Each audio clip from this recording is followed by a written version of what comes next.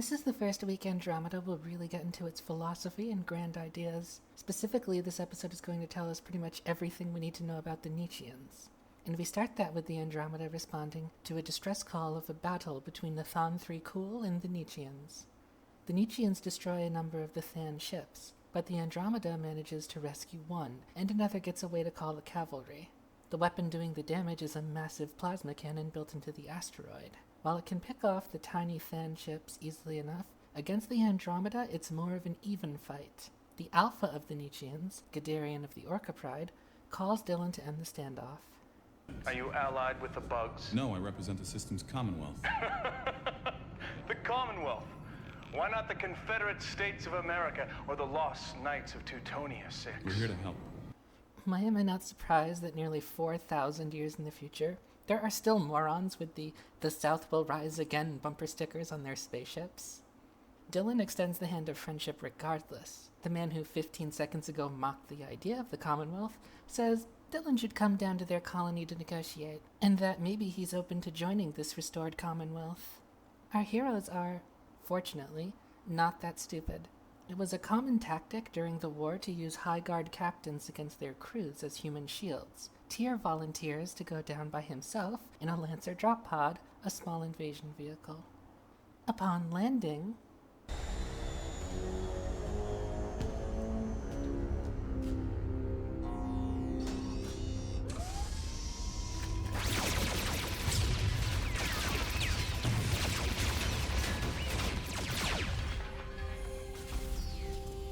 Tyr has outfoxed them, of course. 6 more pods are landing simultaneously. Tyr gets the drop on one of the Orca warriors. One Nietzschean woman speaks out against killing Tyr. Turns out she wants to bone him. No, really. I want him. Freya, he jumped me from behind. Exactly. He outwitted you, which makes him a better breeding specimen. But Freya, Freya, of course, being the mythological Norse goddess of sex, war, and the harvest. I actually can't quite figure out why she is named Freya here. The mythological Tyr, of course, does not have a recognized canonical mate. The best I can come up with is that Tyr's name is literally the god, as in a preeminent monotheist god, or at least king of gods, with the definite article employed, but by the time of Christianity's spread to the north of Europe, he had been supplanted in those mythologies by Odin. And in a similar way, Freya was subsequently supplanted by the Virgin Mary. It's a commonality the figures share, but more likely they just wanted Tyr's mate to have a Norse name, and people know the name Freya. And that's about it for female Norse gods. The matriarch of the Orca approves of Tyr's lineage, able to divine his ancestry based on his parentage. Nietzscheans study genealogies very carefully, though we'll find out why that might be soon. She approves, but requires a genetic sample to confirm, allowing Freya to marry him. We finally get details on Tyr's backstory. Tyr isn't just a Nietzschean, he's the closest thing we have to a Nietzschean priest. The Kodiak Pride were a clan who were specifically chosen by their allies as a small pride to guard the remains of the first genetic Nietzschean, Drago Museveni. Nietzscheans from across the known galaxies would make pilgrimages to the bones. The Kodiak were their keepers. Tyr would basically be a monk, had his clan lived, tending to the habitat that the Kodiak called their home. We can also piece together from bits later in the series that there were numerous branches to the Kodiak, the Volsung Pride among them, but the Kodiak Pride itself remained quite small, which is why the Dragokadzov Pride, who you'll recall from the last time were the leaders of the Nietzschean rebellion, decided that they were entitled to the remains of Drago Museveni. The Kodiak lived under permanent alliance with all Nietzschean prides, but when the battle came, none of their allies would stand for them. Outnumbered, the Kodiak were exterminated, and the few who survived were scattered tribeless outcasts. Which is when the matriarch comes in to tell Tyr that his genetic sample is excellent, and he has her blessing to join their pride.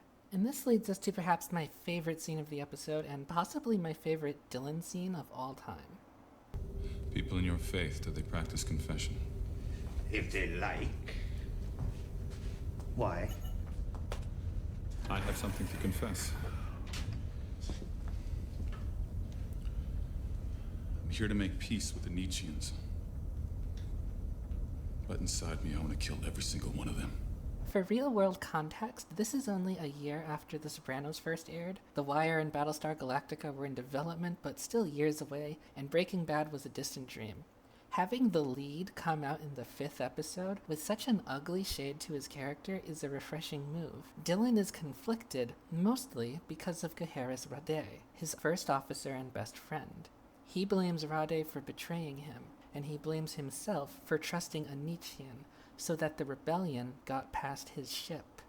Dylan extended the hand of friendship because it's what his values tell him to do, but he is deeply hurt and has allowed that to enable his baser, more tribal instincts. What makes this even better, being in science fiction, is that Dylan isn't technically in the wrong. Nietzscheans are genetically designed to be paranoid and treacherous. But Rev has a pretty swift counter. He points out as a Magog, his species is designed to eat his victims alive and lay their eggs in sapient beings. Dylan wants it to be different, but Rev smacks him down again. It's not the same. You're a waste. You're the most peaceful person I know. Ah. Then in each species, no matter how horrible, there's room for improvement. But what's most engaging here is that Rev's advice is a bit of a platitude, but it isn't blind idealism, given to God crap. Rev's a priest, but he's smart. He knows there's a time and a place for that. Here, he's much more practical. You don't have to forget. You don't even have to forgive. But you must look for the good in the beings you encounter. Otherwise, your restored commonwealth will be founded on distrust. Tyr is basically playing a double triple dog agent game, playing both the Andromeda and the Orca against each other. What works about the episode is that Tyr is honest about this. Literally, the first thing he tells the crew is that he got the Orca to trust him by promising to deliver them the Andromeda.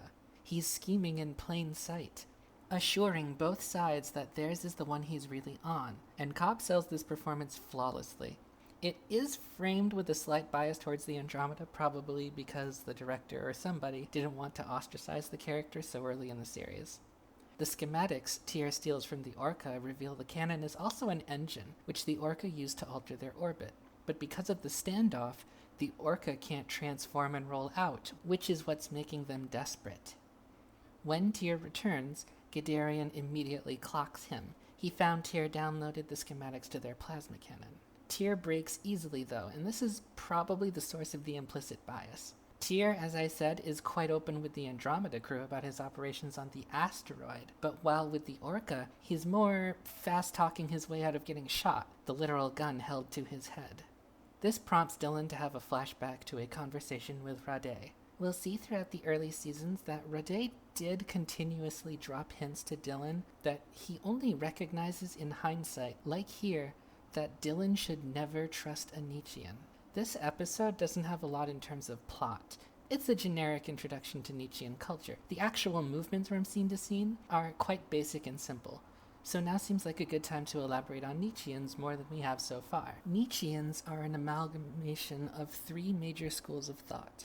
The first is their namesake, Friedrich Nietzsche, and his idea of the Übermensch, the Superman, who self-actualizes beyond the flimsy pretense of societal codes that have been prescribed to him, instead making his own way. With that, they embrace that the Übermensch must fight for his survival to be considered worthy.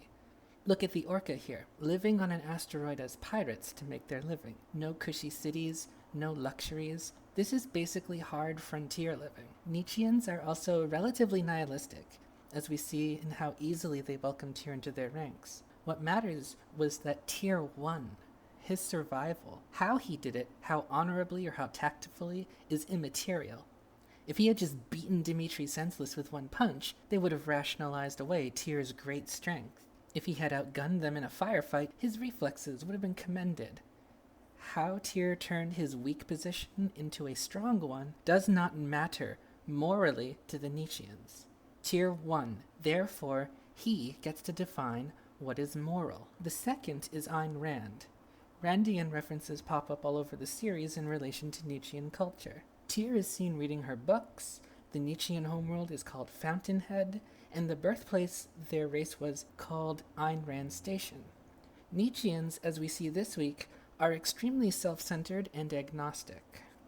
The third, and the only one to go unspoken in the series proper, is Richard Dawkins, specifically his theory on the selfish gene. This is probably the most unknown by the general public, so I will explain. Evolutionary theory prior to Dawkins' publication talked about evolution in terms of herd evolution and group immunities, that the species as a whole would transform over time. Dawkins focused exclusively on the idea that the independent organisms drove collective behavior, giving a form to this self-motivated view of evolution that had been brewing throughout the 1960s. It's basically a neoliberal view of evolution and genetics, to torture an analogy. The idea, the more closely related organisms are genetically, the more communal that they become, because to the organism's view, it is better to save genes that they share than to save genes that are distantly related. So Dawkins may sound like an odd man out on this list, but he fits in rather snugly building on these themes that the Nietzscheans establish. Rade lays out these philosophies succinctly without attributing Dawkins, but the sentiment is the same. They even understand love this way. They see love, the emotional bond, as science that simply isn't perfectly understood. There's nothing profound about it to them, even though, as they say, to a Nietzschean the most prized titles are husband and father. For the men, obviously.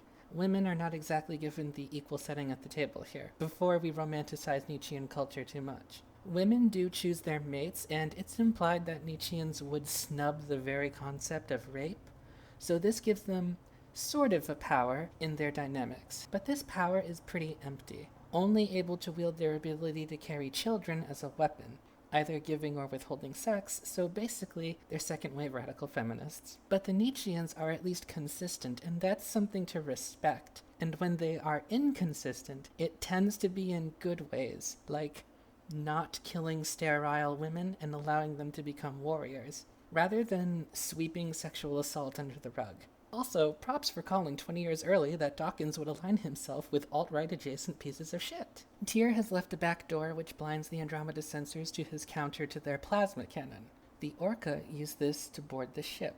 This is basically a meme in the first season of Andromeda. This is the fourth story, and the third one in which Dylan loses control of his bridge. And it will only get more ridiculous going forward. Luckily, the second season put a stop to this nonsense, but it will happen in 9 out of 20 stories to varying degrees of importance. Unfortunately for the Orca, during his little flashback, Dylan wised up enough to set the reactors to overload without his explicit counter order. Anyway, destroying the ship may be a little extreme, but it's the only backup plan I've got. How about you? None. Huh, that's too bad. Tyr, call me crazy, but I'm betting you've got a backup plan. Tyr, of course, does. He blows up the cannon.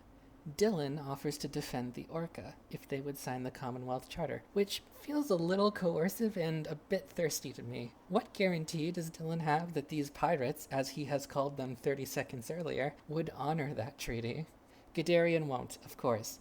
Tyr puts on a good show of always having hated the Orca for the benefit of his crewmates, but when Guderian points out that by doing this, Tyr is also dooming Freya, Tyr's facade melts away, the armor gone for a brief moment. Love may be science that compels you to breed to a Nietzschean, but unlike incels, he actually does feel it. Dylan and Tyr have a chit-chat in OBS. Tyr tries to keep up his spin, even when Dylan says that he's profoundly sorry for that he cost Tyr the ability to be a husband and father. He also accurately guesses that Tyr also planned to kill Guderian, take Freya, and use the Andromeda to found his own pride. It's a small step, but we get to see Dylan taking Tyr on his own terms here.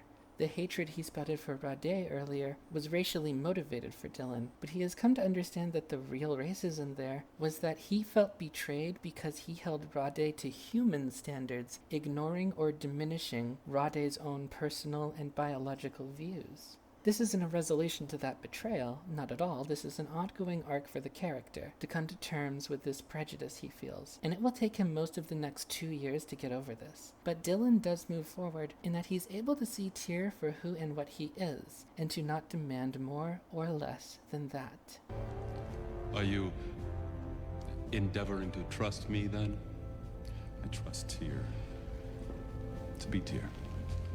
Our epilogue is with the evacuating orca, where the matriarch is giving Freya a choice. On the one hand, Tyr outsmarted them all. That makes him a worthy father.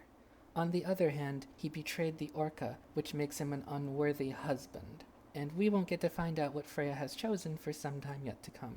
Double Helix, so named for the jewelry that Nietzscheans wear as wedding rings, which resembles DNA, is basically a tutorial on Nietzschean culture. The plot itself is a pretty basic double-agent story, letting Tyr do what Tyr does best. Its biggest weaknesses, besides some of Freya's acting, specifically its absence, is that framing problem I spoke of earlier. Logically, we know that the guy with his name in the main credits isn't going to leave the show in the 5th episode. But that doesn't mean we want the illusion broken so easily.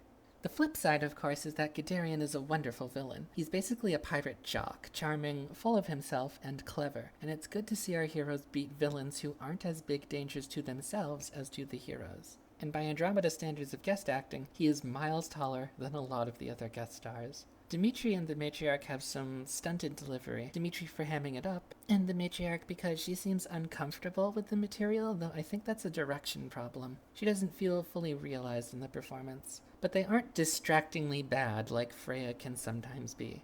Rade is still not good yet. It'll take a couple more appearances for him to come into his own. It's just a shame that they couldn't get Guderian to return to the show, because he was a natural counterpart to Tyr. Better than even the big-name actors who would play Nietzscheans in the future, at least in that function, but let's not get ahead of ourselves. But mostly, we get to see Tyr in his natural habitat, as it were. For that reason, and because of the low cost of entry, I'm marking this episode as mandatory viewing. The Nietzscheans are an integral part of the Andromeda universe, and understanding what motivates them is key to appreciating their role in the story. What's remarkable to me, here in 2019, is that we can see so much of the alt-right's rhetoric in Nietzschean culture. Like, I made a crack about incels earlier because they use the same "love is just science to make baby juices" rhetoric. They unabashedly quote Nietzsche without irony, and they're able to sell it. What's important is that though they have many commonalities with reactionary culture, they aren't farcical about it. This is a society you can see existing. It's not like the Ferengi on Star Trek, who ended up being so cartoonishly over-the-top capitalist and sexist, we had to recycle the Romulans in a desperate bid to save the series. No, importantly, the Nietzscheans are believable, and in certain lights admirable, which is what makes the warnings against their way of life more impactful, because the threat is credible. We have been clustered in the early part of the series so far. Next week, we'll jump a bit ahead to the midpoint of Season 1, and from here on out, we'll be a little more flexible in our chronology.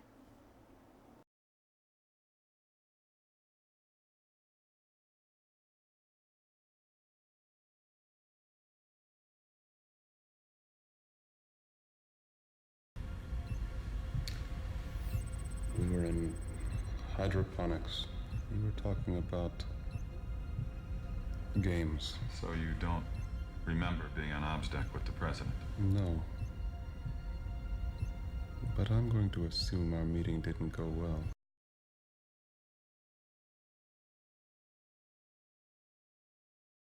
I'm proud of you. Why? You're thinking like a Nietzschean. If I were thinking like a Nietzschean, I'd kill you. Why don't you?